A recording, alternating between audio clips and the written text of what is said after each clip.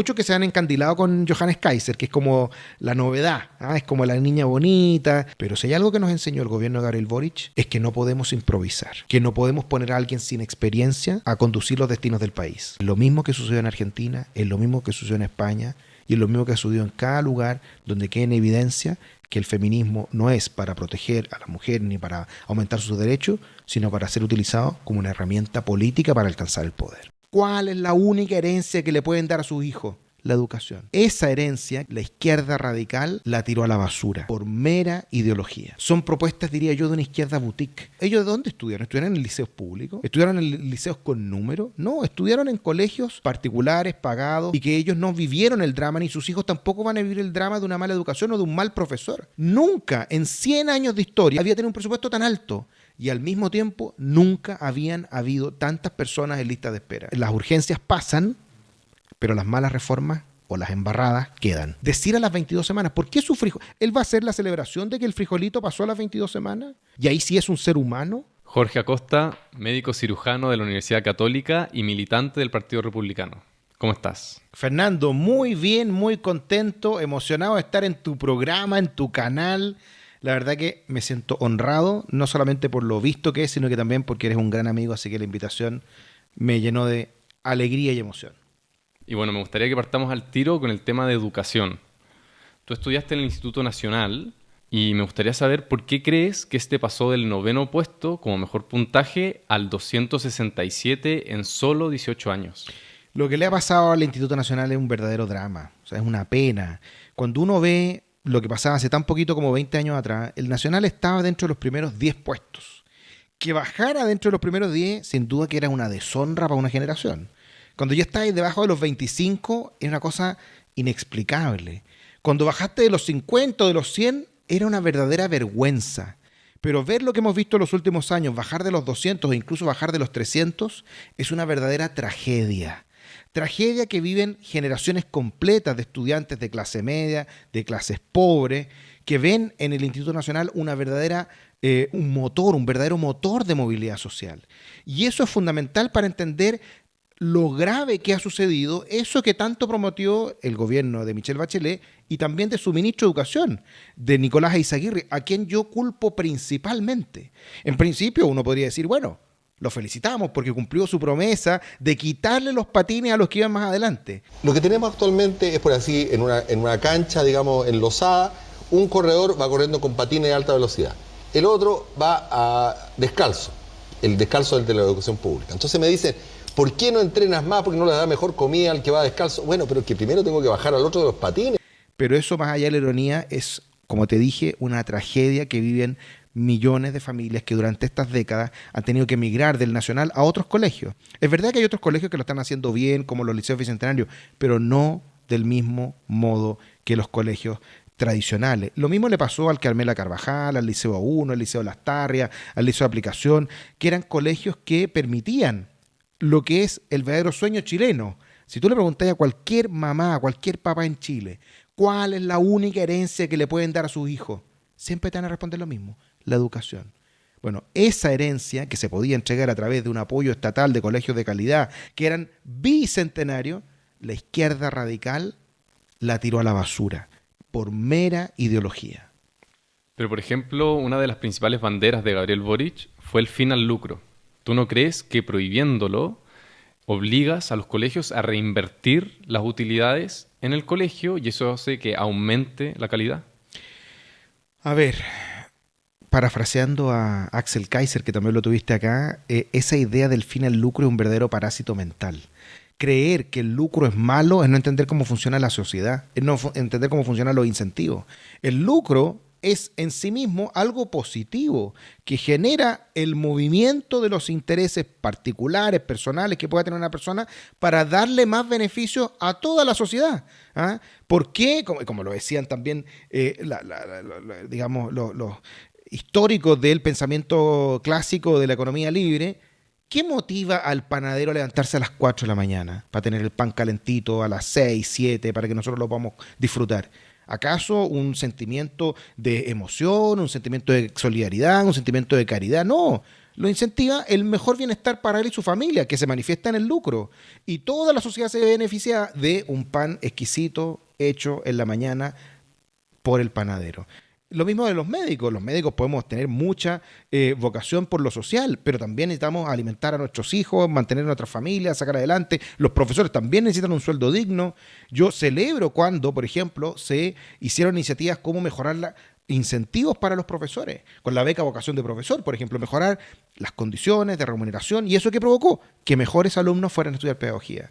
Pero hoy día tenemos todo lo contrario. Cuando decimos que el lucro es el problema, hacemos algo que es verdaderamente un drama, que le quitamos la posibilidad a los padres de poder aportar en la educación de sus hijos, aunque sea con 10, 20, 30 mil pesos mensuales, pero que ellos sabían iba a permitirles tener una mejor educación.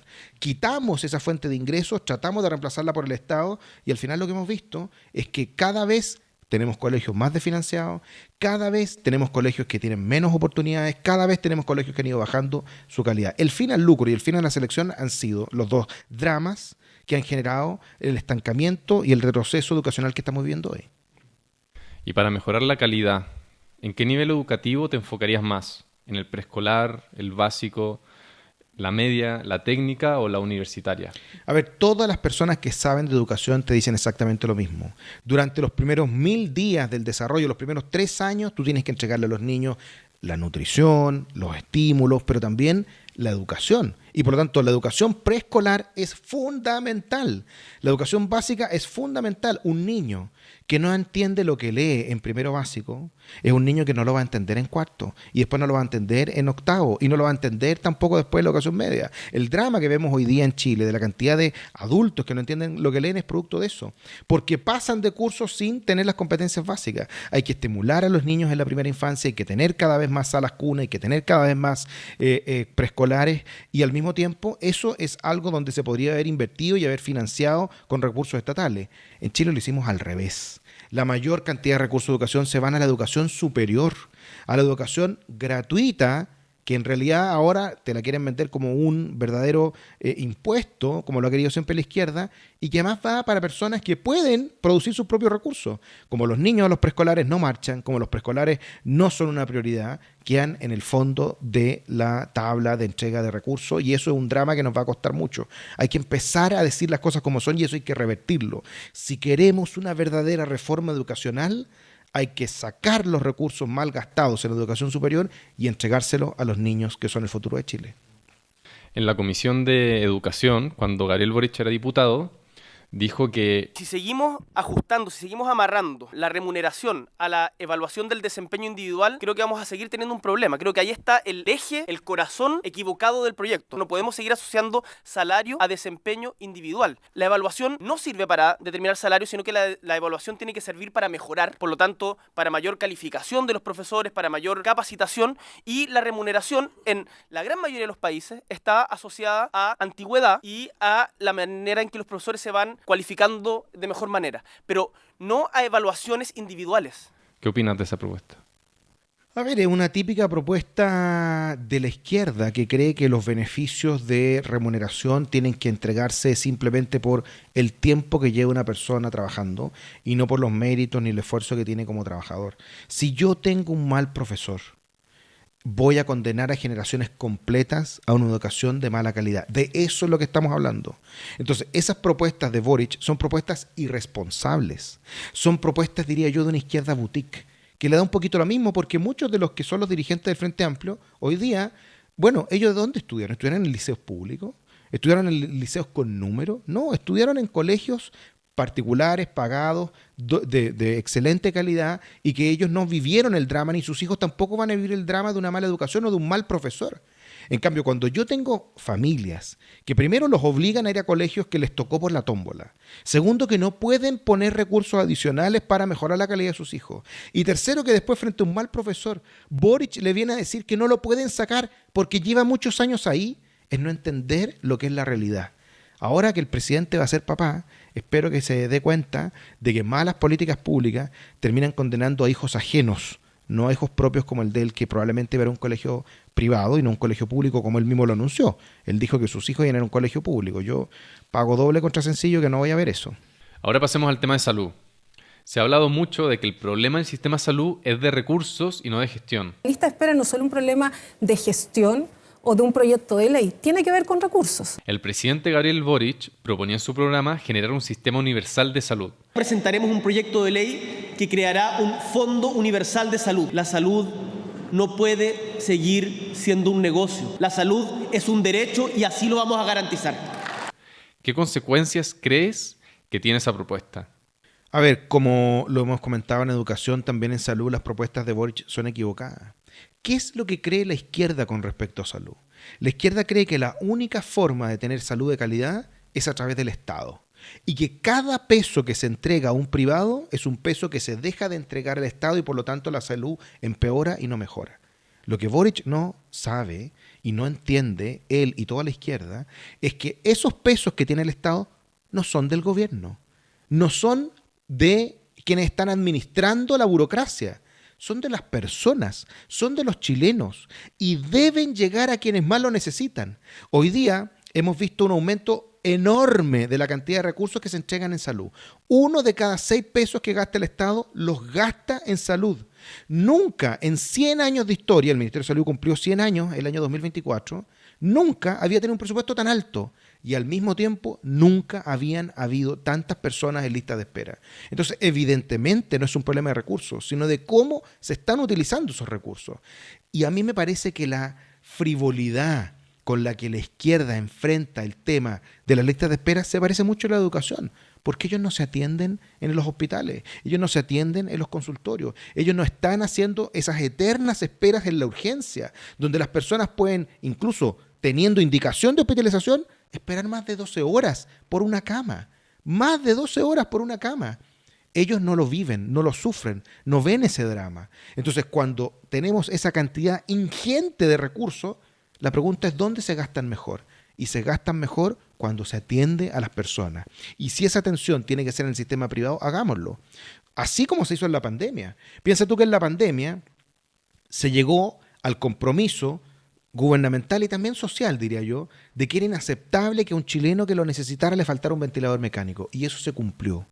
Todo chileno que necesitaba un ventilador mecánico lo recibió. Si era necesario trasladarlo arriba de un avión Fach Hércules de una ciudad a otra, de una región a otra, se trasladaba. Si era necesario mandar a comprar ventiladores mecánicos a China, donde fuera en el mundo, se hiciera. Si era necesario adelantar hospitales, se hizo. Si era necesario montar prácticamente de la noche a la mañana laboratorios de PCR para saber y testear a los chilenos y saber quién tenía COVID y quién no, se iba a hacer.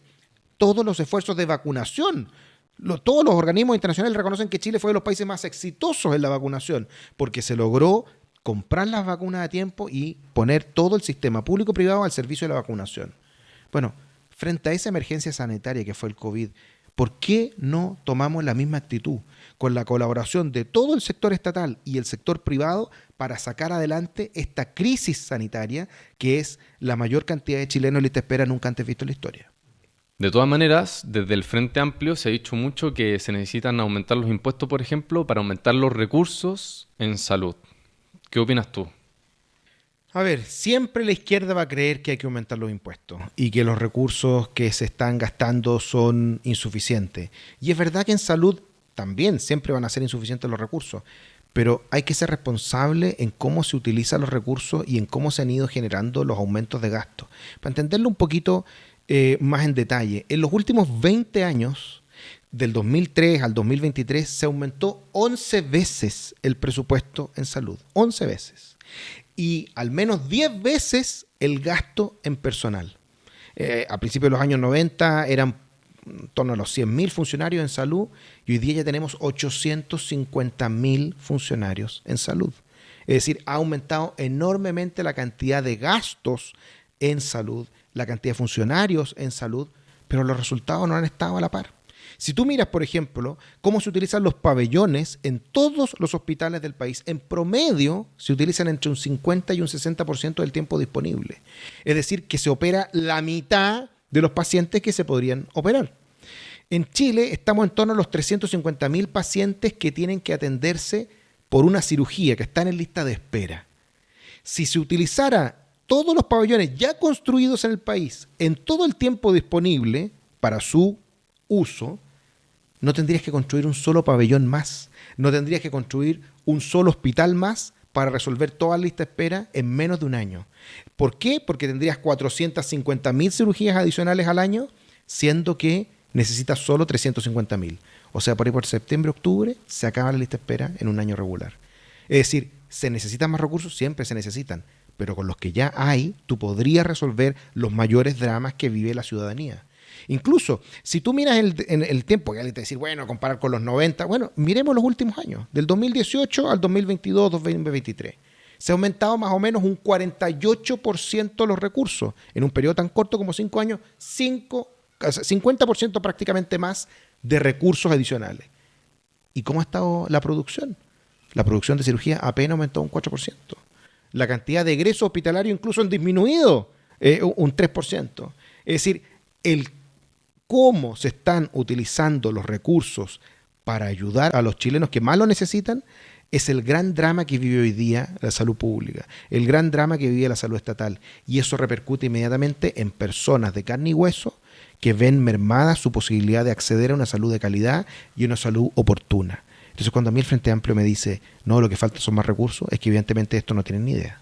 Una persona común y corriente que está en FONASA se preguntaría en qué se gasta el 7% que paga todos los meses para mantener el sistema. En torno al 17% de los recursos que gasta el Estado en salud proviene del 7% de los trabajadores. Eso es en torno a los 2,6 billones de pesos, 2,6 millones de pesos. Es una cantidad enorme de plata, pero es solo el 17%. Uno de cada 6 pesos más o menos que gasta el Estado en salud vienen de las cotizaciones de los trabajadores. O sea, el 83% restante viene de los impuestos. Entonces aquí se desmitifica lo primero, que es decir que el Estado no pone los recursos suficientes para salud. Los pone, y los pone de una manera bien importante. En segundo lugar, es importante darse cuenta que la cantidad de recursos que equivalen al 7% es una cantidad importante, pero una cantidad importante de esos recursos se malgastan. ¿Y se malgastan en qué? En cosas como las licencias médicas. Porque lamentablemente la mitad de esos recursos, y a veces un poquito más, llegaba incluso al 70%, según ha informado FONASA mismo, pero al menos la mitad, según lo que se revisa en el último presupuesto, 1,3 de los 2,6, 1,3 billones de pesos se gastan en licencias médicas. ¿Y por qué se produce esto? Por varias razones. Una de ellas es que lamentablemente está ampliamente extendido en la sociedad el concepto de que la licencia médica es una decisión del paciente prácticamente, y por eso viene este concepto que me carga, que es decir, tirar licencia médica. Oye, si estoy con cualquier problema, tiro licencia médica. Oye, si la licencia médica no se tira, es una indicación médica, así como un medicamento, así como una dieta, es una indicación médica. Si no tiene indicación, no se debería dar. Y por otro lado, es un abuso enorme que existe por parte de los funcionarios estatales, que como no tienen carencia, es decir, no se les descuenta el sueldo si faltan menos de 11 días, porque cualquier persona que no trabaja en el Estado, si no trabaja porque le dieron una licencia médica, los primeros 3 días no se los pagan. Si a ti te dan una licencia por un día, no te pagan nada. Si te dan por 3 días, no te pagan nada. Si te pagan por 4 días, te pagan 1. Si te dan por 10, te pagan 7. Y si te dan por 11, lo pagan completo. Por eso muchas licencias son de 11 para arriba, para que lo paguen completo. Pero en el Estado basta que faltes un día porque tienes, no sé, un resfrío y te lo pagan igual. Y eso muestra que tenemos hoy día en promedio en el Estado, por cada trabajador, 30 días al año de licencia médica. Es decir, trabajan 12, le pagan por 12, pero en realidad trabajan 11. Y si tú a eso le sumas los bonos, los PMG, en realidad le pagan un mes adicional. O sea, les pagan 13 y trabajan 11. Y en el caso de los funcionarios de salud del Estado, es más grave aún, porque son en promedio, en vez de 30, 45 días de licencia médica. O sea, trabajan 10 y medio y les pueden pagar 12 o 13 si se ganan los bonos. Es decir, nadie puede pretender que un sistema funcione si se malgastan de esa manera los recursos que ponen los chilenos en sus cotizaciones. ¿Y qué incentivos cambiarías tú en el sistema público para hacerlo más eficiente? Yo creo que es importante que el sistema público empiece a competir. Y si no funciona, si no compite, entonces hay que entregarle esos recursos al sistema estatal, del sistema estatal a los privados para que los recursos se inviertan como corresponde. No puede ser que se gasten esa cantidad de recursos, casi 16 billones, más de 16 billones de pesos, y que no lleguen para resolver los problemas de las personas. Que las personas se mueran en la lista de espera antes de que tengan un resultado. El año pasado eran en torno, o antepasado, eran en torno a las 40.000 personas que habían fallecido en lista de espera. Según informó el gobierno, a septiembre del año 2024 ya van 36.000. O sea, probablemente a diciembre vamos a romper el récord de las 40.000 personas fallecidas en la lista de espera. Frente a eso, no podemos seguir diciendo que las cosas se van a seguir haciendo como están, porque probablemente los resultados van a ser los mismos, que son decepcionantes. Y hay que hacer cosas nuevas. Y eso significa, por ejemplo, que los hospitales se administren por parte de privados. Lo propusimos en el Instituto República, en la propuesta de salud sin parche, o que, por ejemplo, se puedan unir municipios junto con empresas privadas, con fundaciones, con corporaciones para la administración de los consultorios, o que, por ejemplo, de una vez y por todas se termine con el Estatuto Administrativo de Salud que impide el incentivo por la cantidad de pacientes que uno atiende o por la cantidad de cirugías que uno hace, y simplemente le paga por existir, por estar, por marcar tarjeta y no por la cantidad de pacientes que atiende. Uno ve contradicciones como, por ejemplo, que los mismos equipos de salud, los mismos médicos, enfermeras, anestesistas, arsenaleras, hasta la secretaria, que en la mañana están con un régimen estatal, con incentivos estatales que les pagan por existir, simplemente pueden atender y operar 3 personas en la mañana. Y después en la tarde, cuando se hace pago por cantidad de pacientes atendidos, pueden operar el doble, 6, 7, incluso 8, casi 3 veces la cantidad de pacientes. ¿Por qué se produce? ¿Porque son malos? ¿Porque son flojos? ¿Porque no quieren trabajar? Por los incentivos. Hay que hacer un cambio radical en los incentivos. Y si un servicio estatal no presta un buen servicio, no funciona, es ineficiente, hay que cerrarlo y entregárselo al sistema privado para que lo resuelva como corresponde. Porque de lo contrario, lo que vamos a estar viendo es que las listas de espera solo van a crecer, la cantidad de pacientes en lista de espera solo van a aumentar los fallecidos y la cantidad de horas que está esperando un paciente en urgencia para atenderse se van a hacer eternas e interminables. Y justamente yendo al punto que tú mencionabas de la propuesta de salud sin parche, ¿podrías profundizar cómo ocurriría esta colaboración público-privada y cómo mejoraría entonces la salud de todos los chilenos? Mira, igual que como se hizo en la pandemia, lo que hay que hacer es tomar lo mejor del sistema estatal y lo mejor del sistema privado y poder hacer una verdadera colaboración. Así como se fijó una forma a través de la atención de los pacientes graves que necesitan un ventilador mecánico, tú puedes hacer exactamente lo mismo y hacer una decidida entrega de recursos para la atención de las personas. Porque como te decía, esos recursos le pertenecen a las personas, no les pertenece al Estado. No se pierde un recurso cuando va a un privado si atiende a la persona a tiempo. Y eso significa un cambio radical del sistema, un cambio en el cual se profundice, por ejemplo, la entrega de los recursos directos a los pacientes. Si al paciente no se le atiende como corresponde en el tiempo adecuado, como por ejemplo en el GES, bueno, el bono GES de atención se tiene que ampliar. Y se tiene que ampliar también para otras patologías. Es decir, si pasa un tiempo prudente de 3 meses para la derivación con un especialista y el Estado no fue capaz de entregárselo, se activa inmediatamente un bono y la persona va y se atiende. O si un sistema de, por ejemplo, un servicio de salud quiere hacer un convenio con una clínica que esté dentro de su territorio o incluso fuera, pero que sea conveniente económicamente, que lo haga. Y que empiece a derivar pacientes, que los directores de los hospitales tengan potestad. Y si hay un funcionario que no trabaja, que lo pueda desvincular. Y si hay un funcionario que trabaja bien y trabaja harto, que le pueda dar un bono y un incentivo. Es decir, hacer de alguna manera que se puedan empezar a movilizar bajo lógica de incentivos adecuados los hospitales, los consultorios, los municipios, los servicios de salud, achicar los servicios de salud. No se entiende que en un país de apenas 16, 17, 18 millones de habitantes, o 20, no sé cuántos seremos ahora según el censo, tengamos 29 servicios de salud. No se entiende. Y que muchas veces se prestan simplemente para que se entreguen cargos políticos. ¿Cuántos profesionales no médicos hay en los servicios de salud? Entre periodistas, profesores, antropólogos, que uno le dice, ¿pero qué hacen aquí? Bueno, simplemente están puestos por cargos políticos. Hay que achicar la grasa del Estado y hay que entregarle esos recursos a las personas para que resuelvan sus problemas de salud. Ahora entrando a las ISAPRES, el número de planes vigentes que tienen superan los 50.000. ¿Tú crees que esto es excesivo o que está bien que tengan la libertad de crear planes? A ver, con respecto a los problemas graves que tienen el sistema de salud privado, uno de ellos es que falta competencia, efectivamente. Cuando tú tienes un paciente que tiene cualquier patología, prácticamente no se puede cambiar de plan. Y eso evita la competencia. Porque cuando tú tienes un cliente cautivo, le puedes seguir subiendo el precio hasta que simplemente se va y no se puede cambiar.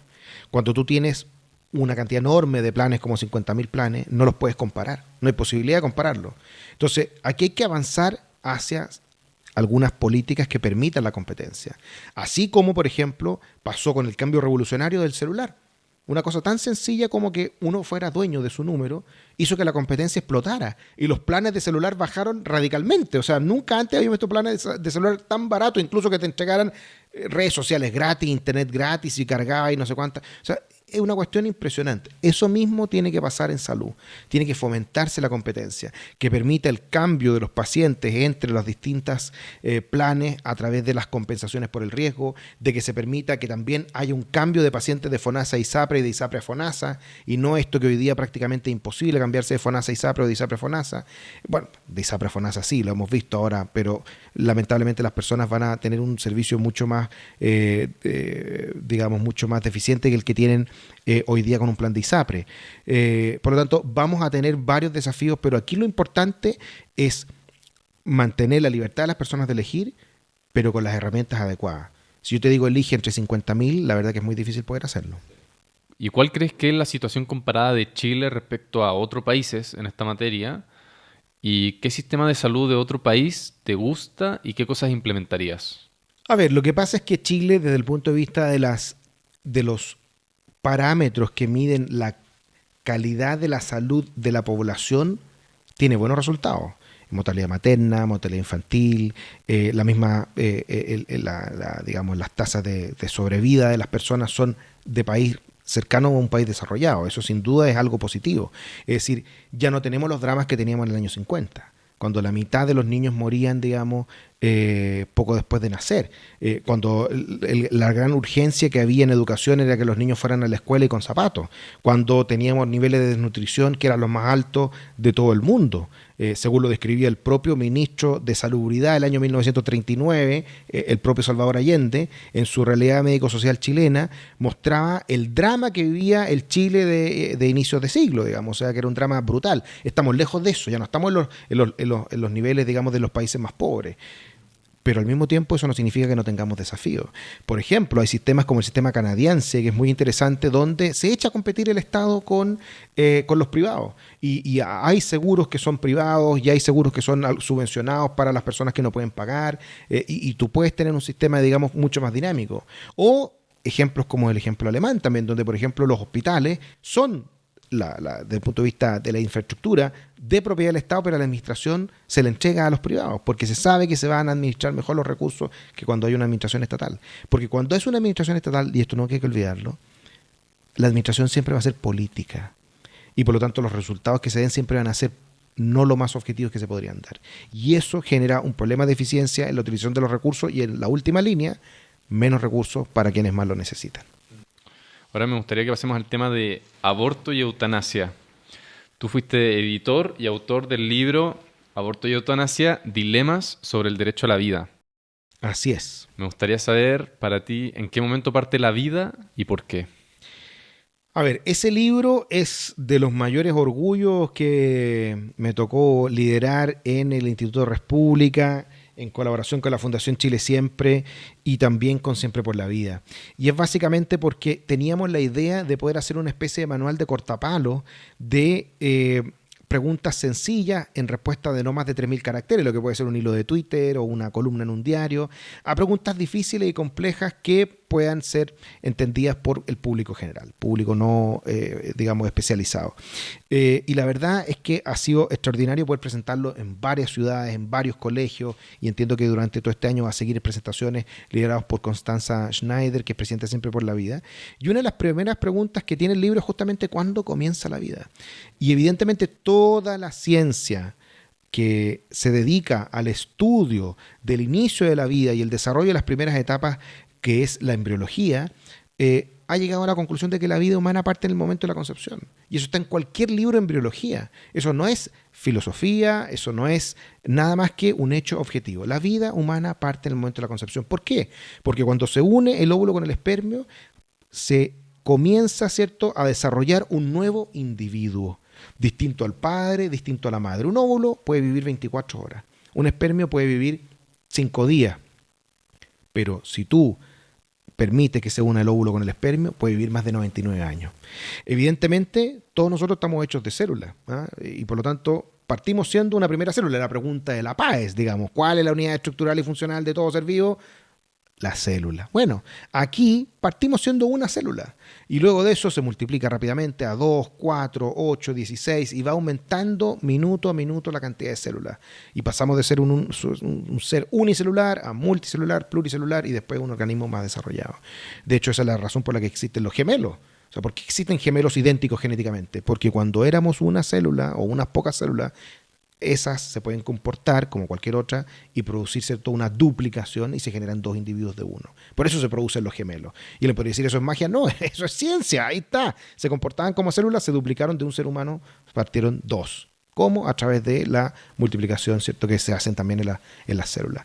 Ahora, hay muchos que con dobles intenciones para tratar de justificar lo injustificable, como el aborto, como la criopreservación de embriones, como incluso la venta de órganos de niños abortados, como hemos visto en Estados Unidos, dicen no, esto en realidad es un individuo de la especie humana, pero no es un ser humano, no es una persona, no tiene dignidad. Esa diferencia lo hacen simplemente por otros intereses espurios que no son el respeto a todos seres humanos. Esto lo hemos visto a lo largo de la historia, ¿eh? Lo vimos cuando decían que los negros no eran seres humanos y que eran cosas, cuando los esclavos, por lo tanto, eran posibles de vender y de utilizar como cosas, cuando los judíos no eran seres humanos, era una raza inferior que había que destruir, o cuando se ha justificado también el asesinato de niños con síndrome de Down o de razas especiales o de culturas especiales, simplemente quitándole su sentido de humanidad. Cada vez que se ha utilizado ese argumento a lo largo de la historia es para imponer que hay seres humanos de primera y segunda categoría, y eso sin duda que es algo, diría yo, lo más inhumano e irracional e indigno que se puede hacer por parte de una sociedad. Una de las principales precursoras por el aborto libre es Carol Cariola. Yo creo que ninguna mujer en nuestro país y el mundo aborta por gusto. Pero y una cosa, frente a eso, cualquier mujer que toma una decisión, Carol, tan difícil como esa en su vida, pero, Carol, lo hace por una necesidad determinada. Es muy interesante lo que dice Carol Cariola, entre otras razones, porque si uno fuera intelectualmente honesto, lo que tiene que hacer es preguntarse cuáles son las razones por las cuales las mujeres están pensando en abortar. Y fíjate que en Chile se hizo un estudio a propósito de eso, con datos chilenos del doctor Elar Koch, y está en el libro Aborto y Eutanasia, y muestra que el 85% de las mujeres que están pensando en abortar lo hacen por razones como el miedo, como la coerción contra su voluntad, la pérdida de expectativas de vida o incluso por violencia. ¿Violencia ejercida por quién? Muchas veces por la familia, lamentablemente, por el padre, por la madre, por la pareja. El miedo a la reacción de la pareja, la pérdida de expectativas de vida, pensar que se acaba la vida si voy a ser mamá, no puedo seguir estudiando, no puedo seguir trabajando. O incluso por violencia, porque son obligadas contra su voluntad a abortar. Es decir, prácticamente 9 de cada 10 mujeres que están pensando en abortar lo hacen por violencia contra la mujer. Violencia física, violencia psicológica. Si nosotros aprobamos leyes de aborto como la que existe hoy en Chile o más permisivas como las que quiere promover el gobierno de Gabriel Boric, vamos a seguir condenando a esas mujeres a vivir a la violencia. El aborto, por lo tanto, es un mal social que se tiene que prevenir y no promover. ¿Cómo? Atacando las razones de fondo por las cuales las mujeres están pensando en abortar, que están muy lejos de la ideología feminista. Si hay algo que ha pasado este 2024, es que se ha caído como un verdadero castillo de naipes la ideología feminista. Porque los mismos que rasgaban vestiduras porque uno no usaba lenguaje inclusivo, no fueron capaces de echar, apenas se enteraron, de una denuncia de violación contra el segundo hombre a bordo en La Moneda, que era el entonces ministro del Interior subrogante, Manuel Monsalve. Y se llenaron de explicaciones. Ahí guardó silencio la ministra de la Mujer, Toti Orellana. Entonces que me vengan a decir a mí que ahora en realidad están convencidos de que el feminismo es la base para argumentar que el aborto es la forma de liberación de la mujer, no les creo nada. No les creo absolutamente nada porque no son capaces de detenerse a los datos que muestran que las razones por las cuales están pensando en abortar las mujeres es por violencia contra ellas mismas. Si no fueron capaces de defender a una mujer en la moneda, menos van a ser capaces de defenderla cuando sufren el drama del aborto. Yo soy partidaria hasta las 22 semanas. Hasta las 22 semanas creo que eso tiene que estar regulado efectivamente con que el Estado le entregue garantía a las mujeres. Siempre cuando tú tienes una situación como la que hemos comentado, que inicia la vida en el momento de la concepción y hay alguien que lo critica y dice que en realidad no parte más adelante, van a dar criterios arbitrarios. Y hoy día vemos ese criterio, 22 semanas, que está entre los 5 y 6 meses. La pregunta es, bueno, ¿y por qué no las 21? ¿Por qué no las 23? ¿Por qué no a las 22 semanas y un día? ¿O a las 21 semanas y 6 días? ¿Qué marca la diferencia? La verdad es que es un límite absolutamente arbitrario, que no tiene ninguna justificación.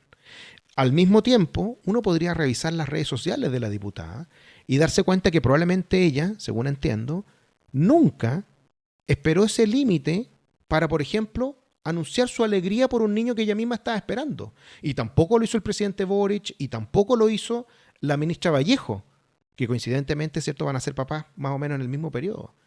Y probablemente tampoco ninguna de las personas que nos está viendo lo hizo. ¿Cuándo lo hicieron? Cuando se hicieron un test de embarazo y vieron que había una rayita sobre otra. No sabían cuántas semanas tenían, no sabían si era niño o niña, no sabían si venía sano o enfermo, pero había una sola cosa que sabían, que eran papás, que estaban esperando un hijo y que ese hijo lo amaban profundamente. Ni siquiera sabían el nombre, pero ya sabían que lo amaban. Incluso el presidente le dijo frijolito o algo así. Entonces, decir a las 22 semanas, ¿por qué su frijolito? ¿Él va a hacer la celebración de que el frijolito pasó a las 22 semanas? ¿O acaso nos notificó la diputada Carol Cariola que ya pasó 22 semanas su hijo y por lo tanto ahí tiene dignidad y ahí merece respeto y ahí no es abortable y ahí sí es un ser humano? Es tanta la irracionalidad que hay detrás que las personas que han tenido la suerte de ser papá o de estar cerca de alguien que ha tenido un hijo se da cuenta que desde el momento mismo en que la mujer y el hombre saben que van a tener un hijo, ya saben que es un ser humano.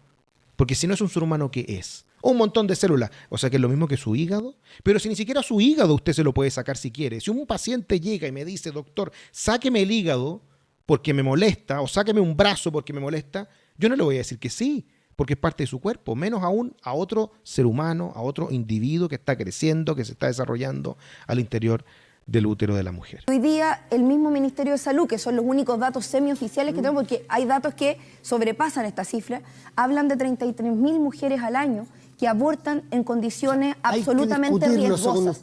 O sea, hay mujeres que están muriendo, Matías, todos los días. Una de las grandes falacias que se utilizaron en la discusión de la ley de aborto de Bachelet en el año 2017 era decir que las mujeres chilenas se morían por aborto. Pero la verdad es que no es así. Todos los datos mostraban lo contrario. En Chile podíamos mostrar que teníamos la tasa de mortalidad materna más baja de toda América Latina, comparable a la de Canadá, comparable a la de Estados Unidos, que tenía más de 40 años de aborto libre, solo superada por Canadá en el resto de América, de toda la América. Por lo tanto, decir que las mujeres chilenas se morían por aborto o que era una emergencia y que había que aprobar el aborto, también queda desmitificado incluso por las tasas de utilización que ha habido de la ley de aborto de Bachelet. Está en torno a los 6.000, 7.000 casos al año, lejos de los 30.000 casos que ellos decían. Por lo tanto, evidentemente eso no es verdad. En Chile se salva la vida de la mujer, entre otras razones, porque existen policlínicos de alto riesgo obstétrico, porque las mujeres tienen los partos en los hospitales y no en el campo, en el cerro perdida, porque se utilizan antibióticos y porque, entre otras cosas, hay un control de la maternidad como corresponde. Y eso no tiene nada que ver con el aborto. Y lamentablemente solo se utilizó como un argumento falaz para tratar de llevar agua a su molino, que les sirvió en esa ley, pero que no les ha servido en la ley actual. Y si una persona se hace un aborto, ¿existen consecuencias físicas y psicológicas que esta persona podría llegar a sufrir? A ver, hay muchos estudios que muestran que el aborto tiene consecuencias físicas, consecuencias, por ejemplo, a la hora de evaluar la fertilidad, tiene consecuencias de sangramiento, de infecciones, pero también tiene consecuencias psicológicas. Y muy por el contrario de lo que se cree, no hay ningún estudio que muestre que después del aborto, las mujeres que lo hacen por una situación difícil, como por ejemplo una violación, tengan un mejor evolución médica desde el punto de vista psiquiátrico porque se realizaron el aborto. Muy por el contrario, muchas veces es al revés. Uno ve que hay mayor afectación de la salud mental en las mujeres que se realizan un aborto porque lamentablemente todas las mujeres que se realizan el aborto saben que terminaron con la vida de alguien. Y ese alguien además era su hijo, más allá de las difíciles circunstancias en las que les tocó realizarse el aborto. Y eso genera muchos problemas psicológicos en el futuro de muchas mujeres que reciben el apoyo, por ejemplo, en Chile, de fundaciones como la Fundación El Proyecto Esperanza, que ayuda justo a mujeres que han tenido ese problema. Entonces, al contrario de ser liberador, el aborto es violencia contra la mujer, porque se genera en un contexto de violencia, porque genera daño físico y también daño psicológico, y no previene el daño psicológico en el contexto de una situación difícil en la cual la mujer pueda pensar en abortar. ¿Y tú por qué crees que en la mayoría de los países desarrollados existe aborto legal en promedio como hasta los 3 meses? A ver, lo que pasa es que hasta ahora se había utilizado casi como un axioma, como una especie de ley, que el país que es desarrollado tiene aborto. Y por lo tanto, sinónimo de desarrollo, de crecimiento económico es tener aborto. Pero eso es porque lamentablemente había sido muy exitosa la teoría de la izquierda progresista de que eran sinónimos. Pero luego de la lucha extraordinaria de casi 5 décadas que se dio en Estados Unidos, por ejemplo, a través de iniciativas como la March for Life, la Marcha por la Vida y de muchísimas otras organizaciones pro vida que lograron correr el eje del debate y cambiar la visión que tenía la sociedad norteamericana a propósito del aborto, incidió tanto que, por ejemplo, en su primer gobierno Donald Trump tuvo que nombrar 3 jueces de la Corte Suprema y todos eran pro vida. Todos estaban en contra del aborto y lograron, después de 49 años, la modificación del fallo Roe versus Wade, que vino a ser una verdadera caída del muro de Berlín en el tema del aborto. Y retrocedió esas políticas pro aborto y avanzaron las políticas pro vida, que terminaron con el reconocimiento del aborto como un derecho constitucional federal y obligaron a que cada uno de los estados pudiera determinar su legislación. En eso hubo algunos estados que avanzaron en la legislación pro vida, otros que retrocedieron en la legislación pro vida, pero será una lucha que se tiene que dar a nivel local. Pero mostrar que se puede revertir una cosa como Roe versus Wade es darnos la esperanza en Chile de que también podemos revertir la ley perniciosa, la pésima ley, la injusta ley 21.030, que es la ley de aborto de Bachelet. De las 3 causales. De las 3 causales. Pero, por ejemplo, una de esas causales es por el riesgo de vida de la madre. ¿Tú no estarías de acuerdo con dejar esa causal? A ver, lo que pasa es que, de nuevo, siempre se utilizó ese argumento como una forma mañosa y maliciosa de pretender que se necesitaba algo que no se necesitaba.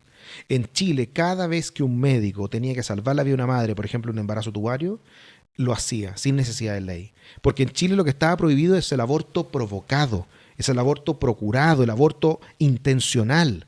Pero salvar la vida de la madre no es un aborto provocado, no es un aborto intencional. Es un acto médico en el cual se reconoce que tengo 2 pacientes que están en una situación grave y que no puedo salvar los 2 al mismo tiempo. Entonces salvo al que puedo salvar, que es la mujer.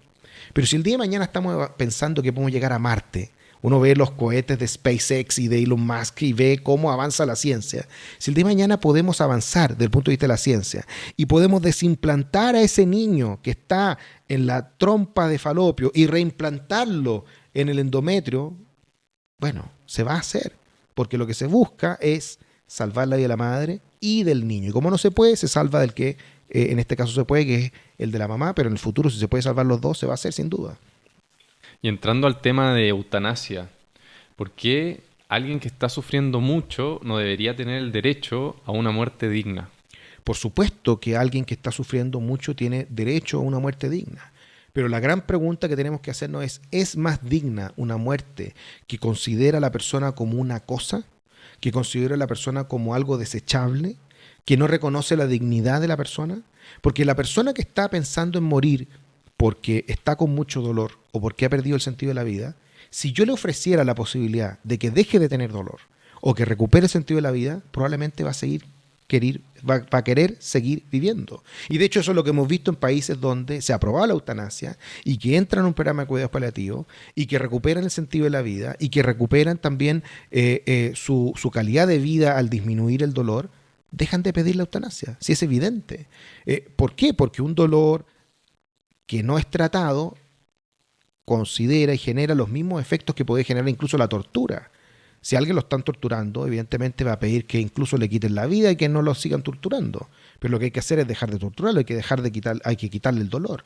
Y es interesante esto porque si tú miras algunos países que han aprobado la eutanasia, ves cómo cambia el paradigma de hacer todo lo posible para que el paciente no sufra a en qué condiciones la vida del paciente ya no es digna y por lo tanto la podemos eutanasiar. Los dolores intratables son un síntoma súper raro en medicina, pueden existir pero son muy raros y hay tratamientos específicos como la sedación paliativa que son extremos pero que terminan con el dolor y la conciencia, pero es mejor terminar con el dolor y la conciencia que terminar con la vida del paciente. Pero en aquellos países donde se aprobó la eutanasia vemos que los dolores intratables van aumentando significativamente en el tiempo y pasan de ser síntomas raros a ser síntomas frecuentes. ¿Y eso es por qué? Porque cambia el paradigma, donde la vida humana se transforma en desechable. Y contra eso es lo que hay que luchar, porque cuando se abre la puerta a considerar seres humanos de primera y segunda categoría, entran otras preguntas. Y alguien podría decir, bueno, ¿por qué yo tengo que seguir viviendo si le estoy generando un gasto a mi familia? ¿Por qué yo tengo que seguir viviendo si la verdad que ya cumplí todas las cosas que tengo que hacer y la verdad que soy un cacho, soy una carga para el resto de la familia? ¿O por qué tengo que seguir viviendo o por qué el Estado tiene que seguir manteniendo a adultos mayores en UCI, pobres, que sabemos que se pueden morir y en realidad por qué no los desconectamos y esa plata se la entregamos a los niños o para su educación? Entonces, la visión economicista, utilitarista del ser humano genera un devenir bastante complejo en el análisis de las situaciones difíciles como esa. Bueno, me gustaría volver a política nacional. El caso Monsalve ha tenido muchas repercusiones. ¿Qué opinión tienes del manejo de Gabriel Boric y también de los comentarios posteriores que tuvo la ministra de la Mujer? A ver, el manejo del caso Monsalve nos permite entender que el feminismo no se preocupa de las mujeres. Aquí no estamos frente a un feminismo de cartón, sino que estamos frente a un feminismo al que se le corrió la cortina y se mostró la sala de máquinas y se mostró verdaderamente de qué estaba hecho. El feminismo es una herramienta que ha utilizado la izquierda para la persecución política. Eso es.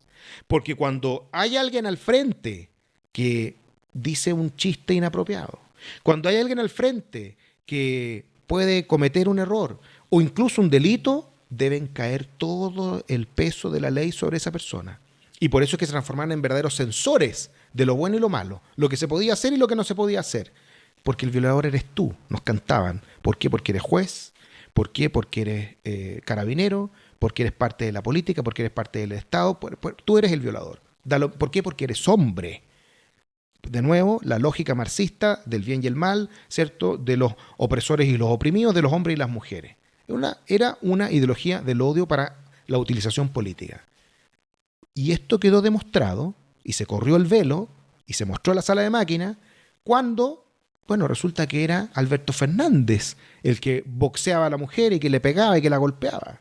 Quedó demostrado cuando era Íñigo Errejón el que abusaba sexualmente de una correligionaria.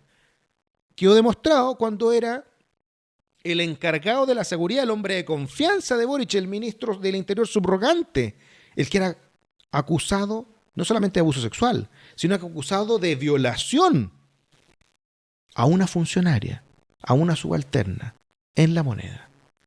¿Y qué decía hacer el presidente? Creerle al hombre, creerle al correligionario, y no a la mujer como él había dicho. Cuando él 10 días después dice que le cree a la denunciante, es tarde. Es acomodaticio, es táctico. Y es lo mismo que sucedió en Argentina, es lo mismo que sucedió en España, y es lo mismo que sucedió en cada lugar donde queda en evidencia que el feminismo no es para proteger a la mujer ni para aumentar sus derechos, sino para ser utilizado como una herramienta política para alcanzar el poder. Si yo siempre le creo a la víctima, no necesito conocer el contenido de la denuncia. Con que haya una denuncia, bajo esa mirada, es suficiente para que esa persona se vaya. Yo creo que ahí hay 3 elementos que son relevantes. A ver.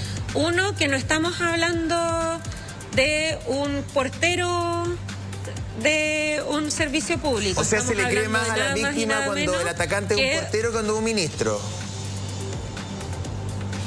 Perdón, pero eso no es algo que yo he dicho. La ministra Antonia Orellana, evidentemente, frente a una situación estresante como la que vimos por la televisión, en la cual se tiene que enfrentar cara a cara con esa inconsistencia del feminismo de lo que dice y lo que hace, de lo que pretende y lo que verdaderamente está tratando de alcanzar, también le brotó otra declaración que muestra lo que cree verdaderamente la izquierda. La izquierda que dice que lucha contra los privilegiados, que quiere terminar con las desigualdades, que le parece mal que hayan unos que sean superiores a otros, apenas puede, muestra que en realidad lo que le importa no es que hayan unos privilegiados y otros no, sino que sean ellos los privilegiados, que sean ellos los que tengan los beneficios, que sean ellos los que sean otra clase. Porque cuando ella dice que no es lo mismo el ministro del Interior que un portero de cualquier servicio público, lo que te está diciendo es que en realidad había que tratar de cierta manera al ministro del Interior, había que tratar de cierta manera al subsecretario Monsalve, y si es un funcionario de cualquier servicio público, un portero en realidad, bueno, ahí le creo a la denunciante, porque no tiene poder, porque no es relevante, porque no es interesante. Y de nuevo cree en estas clases o castas en las cuales hay unos superiores a otros. Muestra de cuerpo entero lo que verdaderamente cree la izquierda, en que se utilizan a las personas más pobres, en que se instrumentalizan, pero no quieren su verdadero bienestar, sino que simplemente piensan en que hay que proteger a los suyos, hay que proteger a los que son de su piño, pero los otros que no lo son, que les vaya muy bien. Tú eres militante del Partido Republicano. ¿Por qué crees que José Antonio Kast sería mejor presidente que Evelyn Matei o Johannes Kaiser? A ver, yo estoy convencido de que la persona que Chile necesita es José Antonio Kast para poder enfrentar los problemas que tenemos hoy. Hay muchos que dicen que los republicanos son extremos o que son extremistas y no se dan cuenta que en realidad lo que hoy día tenemos en Chile es la extrema necesidad de un liderazgo como el de José Antonio Kast para resolver esos problemas. José Antonio Kast es el único que tiene claro lo que hay que hacer en seguridad, que hay que hacer cárceles en 1 o 2 años para 100.000 nuevos reos. Lo que quiere hacer Evelyn Matei apenas 60.000, con lo cual alcanza simplemente para regularizar la sobredotación que hay hoy día en las cárceles. Es el único que tiene claro que hay que aplicar la ley cueste lo que cueste. Y si eso significa que lo van a perseguir los tribunales internacionales, que está lleno de jueces de izquierda, si lo van a perseguir las organizaciones internacionales de izquierda como Amnistía Internacional, él lo va a hacer. Y si tiene que quedarse en Chile el resto de su vida y no salir porque lo pueden perseguir jueces como un juez Garzón equivalente, lo va a hacer, sin miedo. José Antonio Kast es el único que sabe que Chile tiene que recuperar la senda del crecimiento y terminar con la burocracia. Y no simplemente prometernos que la burocracia va a ser un poquito más chica, sino que erradicarla, bajar los impuestos como corresponde y hacer que la economía sea bullante y que Chile se transforme en el país con más prosperidad económica como lo fuimos alguna vez. Y por último, yo te diría que José Antonio Kast tiene muy claro que esto no se hace de la noche a la mañana.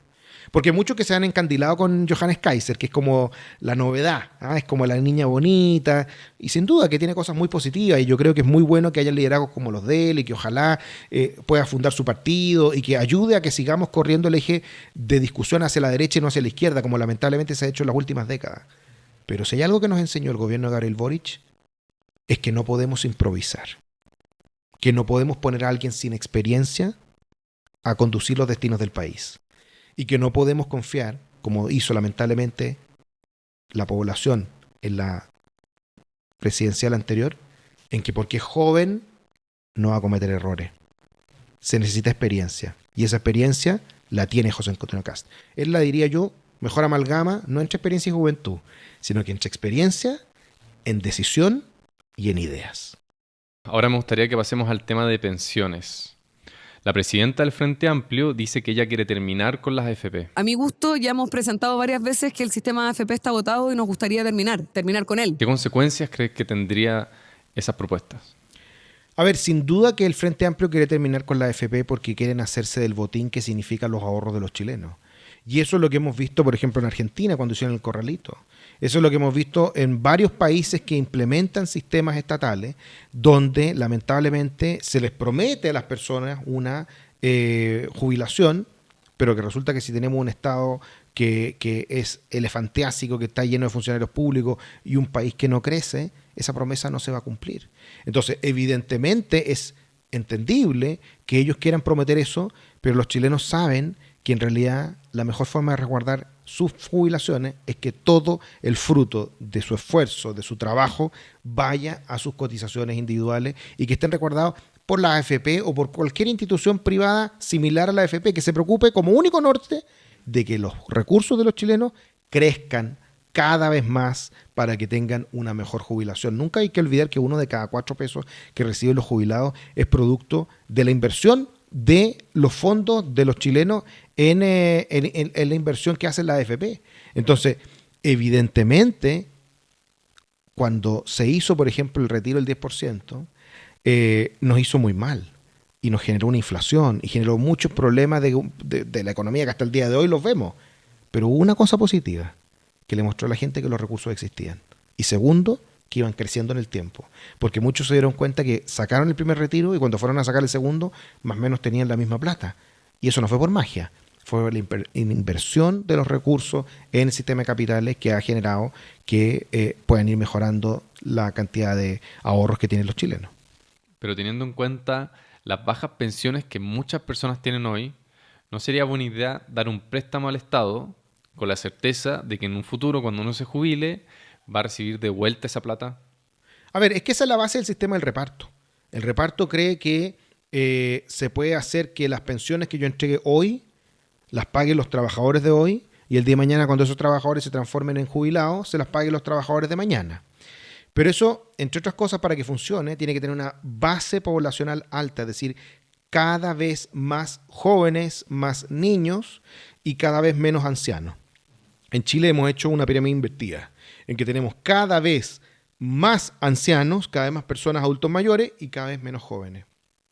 Por lo tanto, cualquier sistema de reparto fracasa. Y en aquellos países donde esto ha pasado, como los países del hemisferio norte, ¿cierto? Específicamente en Europa, hemos visto que los países quedan desfinanciados, que la mayor parte de los recursos que gasta el Estado los gasta en pagar pensiones y que ha tenido que subirle cada vez más los impuestos a los más jóvenes. Entonces, primero, para poder pensar una cosa como esa, habría que hacer un cambio radical aumentando la natalidad. Y segundo, aunque así fuera, no tienes la certeza, porque depende de muchos factores. Depende del crecimiento de la economía, depende de la cantidad de trabajadores en el mundo formal, porque si además te dedicas a puro subirle los impuestos al trabajo, va a tener cada vez una economía más desformalizada y eso va a implicar que va a tener cada vez menos plata para las pensiones. Por lo tanto, el reparto yo creo que es una pésima idea que ha demostrado fracasar en cada uno de los lugares donde se ha implementado y los países que tenían solo reparto están avanzando hacia poder tener algún sistema de capitalización individual. Por eso no se entiende que en Chile se avance en el sentido contrario. Sobre todo cuando el drama de las jubilaciones de miseria que tenían los chilenos se ha ido resolviendo con la PGU. Hay algunos que calculan entre 4 a 7 puntos de una cotización adicional en la entrega de recursos para la PGU. Pasamos a una tasa de reemplazo de personas que tienen incluso el 100% o más producto de la PGU. Por lo tanto, eso vino a responder un drama bien grande, pero de ahí en adelante lo que hay que hacer es aumentar el ahorro de las personas para poder tener mejor jubilaciones y que sean aseguradas de verdad y no simplemente porque un político viene y dice que le va a entregar mejor jubilación. ¿Y a qué porcentaje aumentarías las cotizaciones individuales y qué otras reformas harías al sistema para mejorar las pensiones? A ver, yo creo que es importante que vayan aumentando las cotizaciones de las personas y que cada aumento, cada punto o medio punto de aumento vaya directamente a las cuentas de capitalización individual de las personas y que se haga de manera paulatina y lenta para que no afecte al empleo. Hay algunos que dicen que tiene que ser el 4%, otros que dicen que tiene que ser el 6%, otros que dicen que tiene que ser el 8%. Llevamos 20 años en discusión en que no se ha aumentado un solo punto y evidentemente el 10% es poco. Pero hay muchas personas que también han hecho los APB Y fíjate que es raro ver que muchos APB están hechos incluso por parlamentarios de izquierda que dicen que quieren que se vayan las AFP y tienen sus ahorros puestos en un APB administrado por una AFP. Entonces, ahí uno ve ciertas inconsistencias. Yo creo que es importante que aumente. Hay que ver técnicamente quiénes son, digamos, que son los más adecuados, los técnicos, los que nos dirán cuál es el monto adecuado. Pero lo que no se puede perder de vista es que cada punto de aumento tiene que ir a las cuentas de los trabajadores y no al reparto. Porque esto de decir que es un préstamo es una falacia, es una entelequia, no es verdad. Incluso el propio Bernardo Fontaine, que es el que había manifestado que esta podía ser una posibilidad, dijo, bueno, pero yo siempre había pensado que era cotización individual, que iba a la AFP y la AFP compraba un bono para los trabajadores, no directamente los trabajadores. Porque uno podría decir, bueno, ¿por qué está tan interesado Marcel en que ese bono no se refleje como deuda? Más allá de que no vayan a bajar las calificaciones de riesgo de Chile, sino que pensar que en realidad eso no se va a devolver nunca porque Marcel no va a estar en 30 años más para dar la cara. Es lo mismo que pasó con el ministro Arenas de Bachelet, que dijo, júguenme por los resultados. Hoy día Chile está estancado hace 10 años por esa mala reforma tributaria y nadie le está cobrando esa mala reforma y él sigue ganando plata en organismos internacionales como asesor sin ningún problema. Entonces, ojo que las reformas quedan. Perdón, esa frase es buena modificándola. Uno podría decir que las prioridades, las urgencias pasan, pero las malas reformas o las embarradas quedan. Así que ojo con eso. Un problema muy grande que genera bajas pensiones son las lagunas previsionales. La informalidad en Chile llega al 27%. ¿Qué políticas harías para solucionar este problema? A ver, la mejor forma de atacar la informalidad es no tener tantos impuestos al trabajo, en primer lugar. En segundo lugar, tener una economía lo más dinámica posible y por lo tanto disminuir los impuestos para que haya mayor inversión. Y al mismo tiempo, también es fundamental flexibilizar el mercado laboral. Si tú tienes hoy día el análisis de esos 3 puntos en Chile, estamos absolutamente mal en todos. Tenemos altos impuestos para las empresas, altos impuestos al trabajo, tenemos un mercado laboral que es poco flexible y un país que está estancado. Es decir, absolutamente al revés. Uno se pregunta, ¿por qué Chile está en las condiciones que está hoy día, en que perdió el liderazgo de la región? Chile en algún momento llegó a ser el país con mejor PIB per cápita. Hoy día nos superó Panamá, hace poco nos superó Uruguay y Argentina en un par de años más nos va a superar porque va volando. Entonces, ¿qué pasó? Bueno, aplicamos malas reformas socialistas que han generado mayor frustración en los chilenos. Que hoy día los chilenos no puedan comprarse la casa propia porque son créditos imposibles y te piden sueldos altísimos. Que hoy día los chilenos no puedan muchas veces cumplir algunos pequeños sueños, irse de vacaciones, tener a los hijos en un buen colegio, arreglar la casa, que no puedan ahorrar. Eso se produce porque el país está estancado. Estamos viajando con el vuelito. Lo que necesitamos hacer es un cambio radical para que eso pase, porque efectivamente una reforma de pensiones sin un país que esté con una economía sana, creciendo a una tasa importante de crecimiento, que no sea el 2,5% que quiere este gobierno, sino que sea el doble de eso, va a condenar a generaciones completas a vivir en un país mediocre. Y pasamos de pensar el sueño de ser un país desarrollado a mantenernos en la línea media baja de la tabla en el mundo. Tú naciste en la población Lavandera de San Ramón. ¿Nos podrías contar cómo fue tu infancia y qué cosas te motivaron para entrar en política? A ver, sí, yo nací en Lavandera, en San Ramón, en una comuna del sur de la ciudad de Santiago, histórica, población, hasta Iyapu tiene una canción, verías la vía tal cual es, te voy a acompañar a recorrer las comunas de San Ramón, de Pudahuel y Lavandera. Y la verdad es que, bueno, yo soy hijo de una familia de clase media baja, podría decir. Mis abuelos trabajaban en la feria, mis papás era cartero, mi mamá era dueña de casa. Soy parte, ¿cierto?, de la primera generación de nuestra familia en ir a la universidad.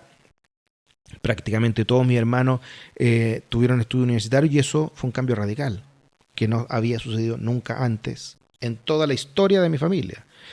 Y eso sin duda que me hace sentir identificado con la realidad que viven 7 de cada 10 estudiantes universitarios en Chile, que son también primera generación de su familia. Y por eso a mí me afectó tanto lo que me tocó vivir en mi experiencia vital y lo que está pasando hoy en Chile. Porque yo vi lo que significaba el esfuerzo de mis papás, lo que significaba el esfuerzo de mi abuelo, que se rompían el lomo todos los días para entregarnos todo lo que podían, para tener un techo, para tener comida, para tener vacaciones, para poder tener el primer autito, cuando mis papás también tuvieron un subsidio para poder tener la casa. O sea, vi todo ese crecimiento, lo vi en la población, como hace 20 años atrás o más, 30 años atrás, me acuerdo la primera vez que pavimentaron el pasaje. Y fue una revolución, porque pasamos de tener tierra y barro a tener pavimento. Y hoy día cuando voy a ver a mi abuelita, en realidad, después de 20 o 30 años, repavimentaron el pasaje, pero además está lleno de autos. Antes eran carretones, hoy día hay autos. O sea, yo he visto el progreso del país. Vi cómo cambió el Parque La Bandera, de ser un basural donde llegó el Papa, ¿cierto? A fines de los 80, ahora ser un parque extraordinario, que era el lugar donde íbamos, nos entreteníamos, había distensión familiar. Y eso es producto del esfuerzo de los chilenos, pero también de ideas correctas que hicieron que Chile pudiera crecer. Porque yo creo que, así como se esforzaron mis papás, los papás que viven en Bolivia también se esfuerzan. Pero ¿por qué los papás que se esfuerzan igual que los míos en Bolivia no pueden lograr que sus hijos tengan los beneficios que tuvimos nosotros como hijos? Porque las ideas que se aplican en los países son importantes y generan prosperidad en los pueblos. Y por eso me parece tan irresponsable lo que ha hecho la izquierda, de no darse cuenta que había que avanzar en la senda del progreso y han querido retroceder con esta como en este amor ciego, como decía Joaquín García Huidobro en una columna del Mercurio, que le tienen a la unidad popular, que ellos se creen en los segundos Allende, estas genuflexiones que hace Boric frente a la estatua de Allende, y que finalmente lo terminan haciendo tan mal que cuando quieren comprar la casa terminan arruinando la posibilidad de que eso suceda, porque no se dan cuenta que lo están haciendo mal, que están violando la Constitución y que incluso pueden terminar destituyendo a la hija de Allende producto de hacer mal las cosas. Jorge Acosta, muchas gracias por haber venido. Fernando, ha sido un verdadero gusto estar acá. Muchísimas gracias a ti y feliz de estar cuando tú quieras.